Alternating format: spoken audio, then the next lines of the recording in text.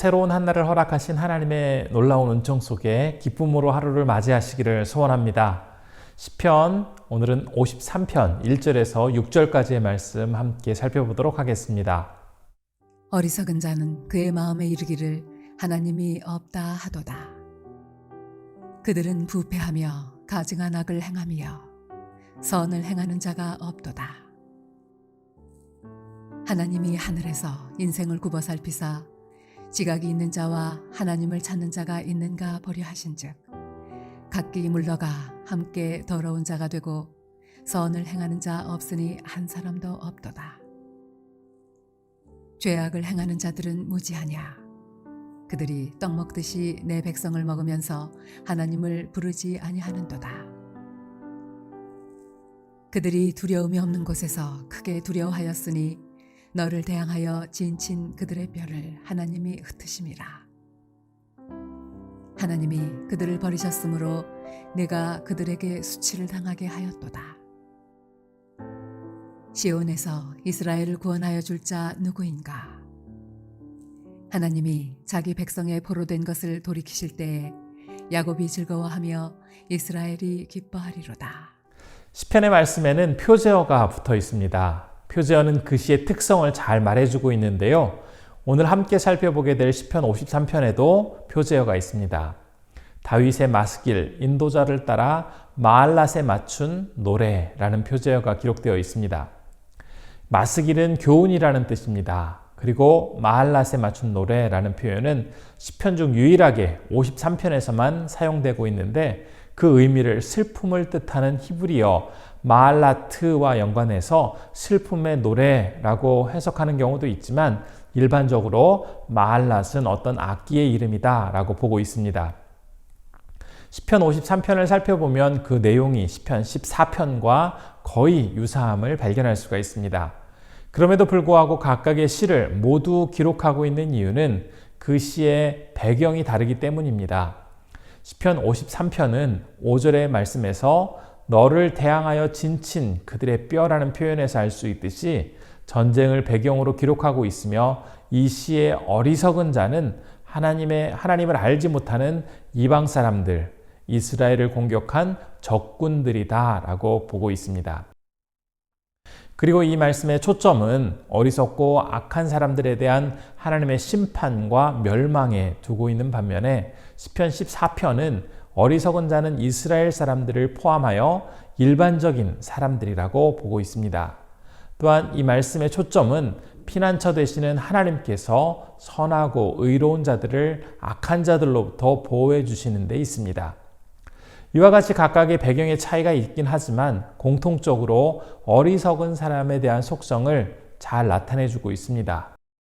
오늘 본문인 시편 53편 1절부터 4절에는 어리석은 사람이 저지르는 악한 행동에 대해서 기록하고 있습니다. 1절에서 사용된 어리석음을 의미하는 히브리어 단어 나발은 단순히 지적인 능력이 떨어지거나 지혜가 부족한 사람을 의미하지 않습니다. 외면적으로는 하나님을 부인하고 사람을 해치는 사람이고 내면적으로는 하나님과 어떤 언약 관계를 맺지 않고 살아가는 그러한 사람을 뜻합니다. 겉보기에 적극적으로 하나님을 부정하고 믿음을 가진 사람들을 해치는 사람들뿐만 아니라 말이나 표정으로는 하나님에 대해서 이야기하면서도 그 마음으로는 하나님의 말씀을 의식하지 않고 자기 중심적으로 살아가고 있는 사람을 의미합니다. 이런 어리석은 자들은 은혜에 적셔진 마음이 아닌 죄와 욕심으로 가득 찬 마음으로 살아가고 있기 때문에 결국 윤리적인 면에 있어서도 부패한 상태에 이르게 됩니다. 이제 이어지는 2절과 3절의 말씀에서는 무엇인가 열심히 찾으시는 하나님의 모습을 기록하고 있습니다.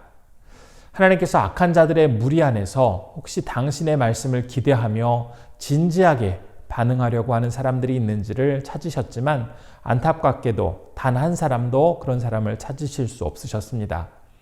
어리석은 자들은 모두 하나님의 눈을 피해 자기들이 보고 싶은 것만 보면서 마음은 온갖 쾌락과 세상의 정욕에 완전히 빠진 채 온갖 악을 행하면서 살아가고 있었습니다. 그런데 악한 자들의 행동은 단지 자기의 기쁨만을 추구하는 것에 그치지 않았습니다. 4절의 말씀을 보면 하나님의 백성을 떡 먹듯 먹으면서 하나님을 부르지 않는다라고 기록을 하고 있습니다. 여기서 먹는다는 표현은 착취하고 짓 뭉개버린다라는 의미입니다. 하나님의 뜻을 따라 선하게 살아가고 있는 자들을 괴롭히고 짓 뭉개버리기까지 한다라고 말을 하고 있습니다. 그런데 오늘 말씀은 우리에게 분명히 기억해야 할 사실을 말씀해주고 있습니다. 하나님은 어리석고 악한 자들의 탐욕과 만행을 그냥 내버려 두지 않으시고 반드시 그들의 악행을 심판하신다고 5절의 말씀이 증거하고 있습니다. 5절의 말씀에 심판 때의 어리석은 자들을 두려움이 없는 곳에서 크게 두려워하게 된다라고 밝히고 있습니다.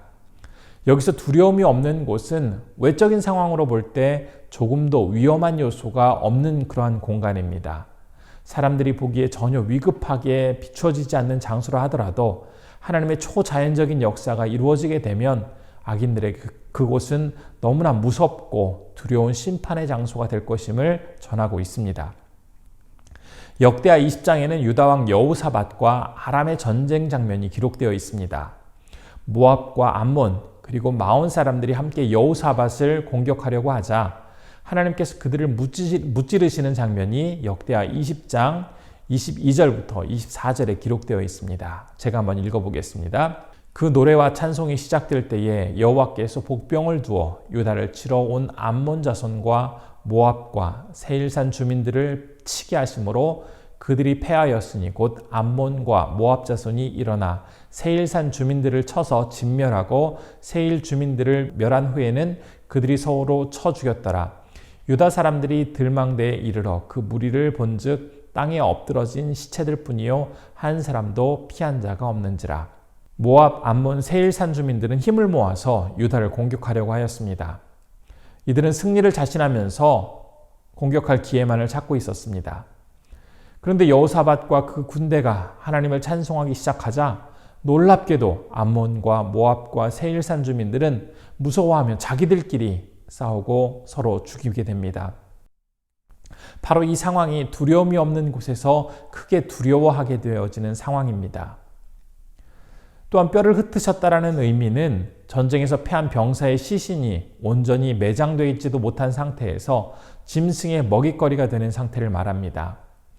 이 상태는 인간에게 가장 수치스러운 모습으로 비춰지고 있었는데 하나님께서 선한 자, 의로운 자를 대적하는 그 어리석고 악한 자들을 향해서 어떠한 자비나 용서함 없이 그들을 단호하게 심판하실 것이다 라는 확고한 의지를 이 말씀을 통해서 나타내 보여주고 계십니다.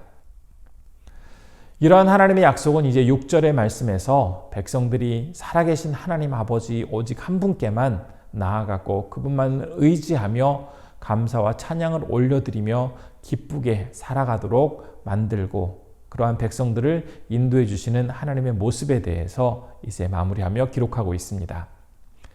우리는 오늘 말씀을 통해서 두 가지 사실을 생각해 볼 수가 있습니다.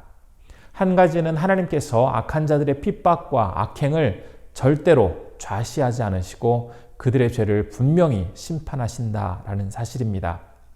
반면에 당신의 자녀는 반드시 보호하시고 위로해 주시는 하나님이십니다.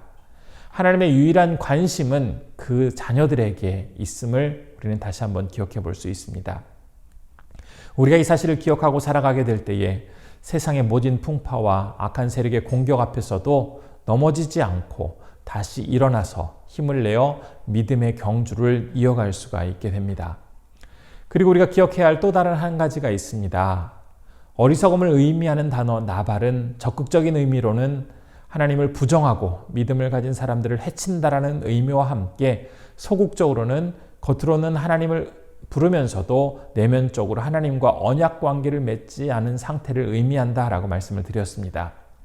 물론 우리에게는 적극적으로 하나님을 부정하거나 믿음을 가진 사람들을 해치려는 이러한 어리석음을 저지르는 행동은 하지 않습니다.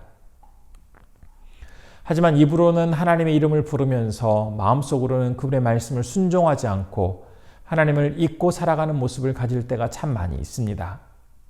오늘 주신 말씀을 통해서 적극적으로 하나님에 대해 부정하는 것은 아니지만 하나님을 인정하면서도 삶에 있어서 하나님의 말씀을 인식하지 못하고 살아가는 모습 역시 우리 안에 존재하고 있는 죄악된 어리석은 모습임을 우리는 다시 한번 기억해야 할 것입니다.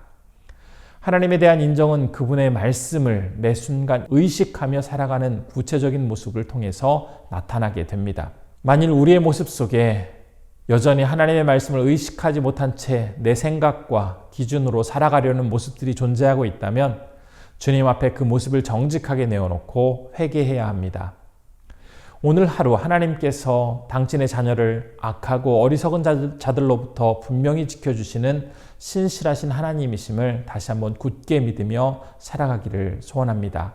또한 우리 안에 혹시라도 하나님의 말씀을 의식하지 않고 살아가고 있는 모습이 있었다면 진심으로 회개함으로 우리에게 참된 기쁨과 위로를 허락하시는 하나님의 은혜를 경험하실 수 있기를 소원해 봅니다.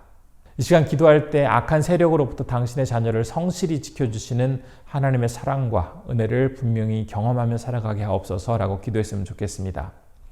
두 번째로는 우리 안에 하나님의 말씀을 의식하지 않고 살아가려는 모습이 있다면 진심으로 회개하게 하시고 더욱 주님께 가까이 나가게 하옵소서라고 기도했으면 좋겠습니다.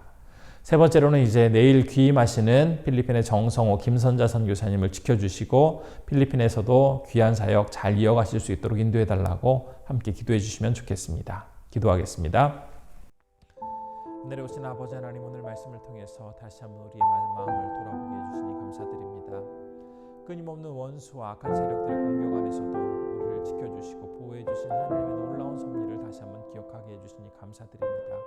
하나님께서 붙들어주시고 인도해주심에 어떤 상황 속에서도 우리가 주저하지 않고 놀라지 않고 또 위축되지 않고 살아갈 수 있습니다. 하나님, 우리를 끝까지 붙잡아 주시고 인도해 주옵소서. 행여라도 우리의 모습 속에서 하나님 아버지 주님의 이름을 부르면서도 하나님을 인정하지 않고 그 말씀을 의식하지 않은 채 살아가고 있는 모습이 있다면 정직하게 주님 앞에 내어놓고 회개하기를 소원합니다. 말씀이 우리 안에 통치하고 말씀이 우리 안에 깊숙이 자리 잡아야 말씀을 의지하며 살아갈 수가 있는데 말씀을 우리가 소홀히 여기거나 간과하면서 우리가 내 뜻대로 내 생각대로 생각하는 모습이 없도록 주님께서 붙잡아 주시기를 소원합니다. 이제 내일 기임하시는 우리 정성호 김선자 선교사님 하나님께서 건강으로 지켜주시고 필리핀에서 이어가는 사역 속에서 귀한 결실들이 하나님께 영광 돌릴 수 있도록 하나님께서 온전히 붙잡아 주옵소서. 참으로 은혜가 충만하신 아버지 하나님, 오늘도 우리에게 귀한 생명을 허락하여 주심에 감사드립니다. 오늘 말씀을 통해 하나님께서는 그 자녀들에게 너무나 소중하게 관심을 두고 계시고 그 자녀들을 귀히 여기시는 하나님이심을 다시 한번 발견했습니다. 하나님, 악한 세력들의 그 공격으로부터 우리를 지켜주시고 하나님을 알지 못하고 부정하는 세력들로부터 우리를 보호하여 주시옵소서. 하나님, 특별히 오늘 말씀을 통해서 다시 한번 우리 자신을 돌아보게 됩니다.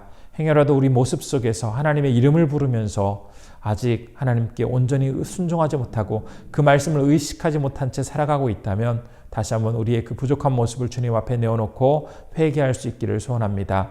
그리하여서 하나님의 말씀이 우리의 전 인격과 모든 곳에 잘 영향을 미쳐 매 순간 그 말씀에 순종하고 하나님과 깊은 관계를 맺으며 살아갈 수 있도록 인도해 주옵소서. 이제 내일 귀임하시는 우리 정성호 김선자 선교사님 건강으로 붙잡아 주시고 필리핀에서도 귀한 사역 잘 감당하실 수 있도록 놀라운 은총 속에 인도하여 주옵소서. 그곳에서 하나님께서 함께 하심으로 더욱더 많은 일들을 이루어 가실 수 있도록 하나님께서 지켜주시기를 소원합니다. 오늘도 우리 성도님들 어느 곳에 계시든지 건강으로 지켜주시고 이 하루 하나님께만 기쁨이 되어드리고 하나님과 함께하며 더욱더 주님의 신실한 사람으로 서 나아갈 수 있도록 지켜주옵소서. 모든 것 주님께 의탁드리오며 예수님의 이름으로 기도드리옵나이다. 아멘.